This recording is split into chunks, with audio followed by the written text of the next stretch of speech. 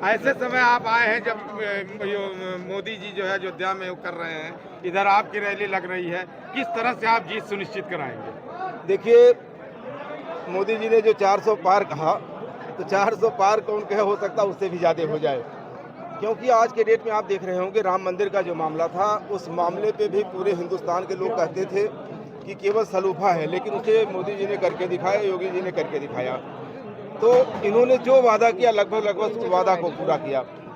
और आने वाले समय में मैं ये जानता हूँ कि आने वाले समय में हिंदुस्तान हमारा पूरे दुनिया में अग्रणीय भूमिका निभाने का काम करेगी। ऐसे भारतीय जनता पार्टी की सरकार लगातार 2-3 बार बनी उस दिन दुनिया के सारे मुल्कों में सबसे ताकतवर मुल्क और हमारे देश के प्रधानमंत्री पूरे दुनिया के नेता रहेंगे। इतनी देर क्यों हुई? एक तरफ एमपी ने कहा कि नहीं हमको पता नहीं है, और आपको आने में इतनी देर क्यों हुई? काफी दिनों से चर्चा हो रही थी, क्या कोई डील थी पीछे से?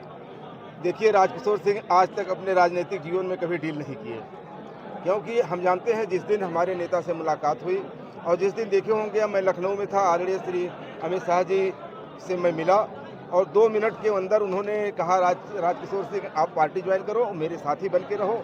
और जिस तरीके से इतने बड़े भारतीय जनता पार्टी के देश के नेता ये कहते हैं कि तुम हमारे साथी बन के रहो, तो आप स्वाभाविक है कोई भी नेता होगा तो 2 मिनट के अंदर एक्सेप्ट करेगा। और मैंने तुरंत उनका सम्मान किया और उन्होंने अपने कार्यकर्ता के रूप में, अपने साथी के रूप में मुझे ज्वाइन कराने का काम किया। और भारतीय जनता पार्टी मैं लाइक भी कर रहा था बहुत दिनों से कि भारतीय जनता पार्टी से में ही हम रहें। आदरणीय योगी जी हैं, एक छोटे भाई की तरह सम्मान देते हैं। इसलिए मैं आपसे कहना चाहता हूं कि मोदी जी का काम और ये जो सम्मान मिला, उस सम्मान के नाते मैंने तुरंत भारतीय जनता अब पार्टी। क्या एजेंडा होगा? हमारा एजेंडा यही है कि जो भारतीय जनता पार्टी के नेता का या भारतीय जनता पार्टी की चाहे जो भी संगठन हो, उस संगठन का जो निर्णय होगा, जो सोच होगी, वही हमारी सोच होगी। और आने वाले समय में आप देखेंगे पूरा हिंदुस्तान एक सोने की चिड़िया की तरह से बन के उभरेगी। और हिंदुस्तान का अभी नौजवान, किसान जो भी आज खुशहाल तो हैं, लेकिन इससे बड़े पैमाने पे रोजगार और खुशहाली लोगों को मिलेगी। राहुल गांधी अमेठी छोड़कर रायबरेली से चुनाव लड़ रहे हैं, यूपी में कितना प्रभाव पड़ेगा? देखिए, यूपी में वो कोई प्रभाव नहीं पड़ेगा, क्योंकि एक हवा होता है और दूसरी एक पार्टी हवा लेकर केवल आ रही है और दूसरी पार्टी जमीन पे काम कर रही है। भारतीय जनता पार्टी जमीन पे काम कर रही है और ये लोग केवल मीटिंग कर रहे हैं आपस में। तो जब तक ये लोग मीटिंग आपस में करेंगे, सब करेंगे, तब तक तो खेल खत्म हो जाएगा।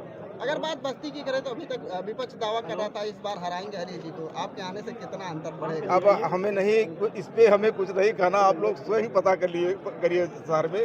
अब यही लगता है कि हो सकता है विपक्ष के कैंडिडेट न रह जाए, भाग जाए छोड़ छाड़ के, कोई लड़ने वाला न रहे।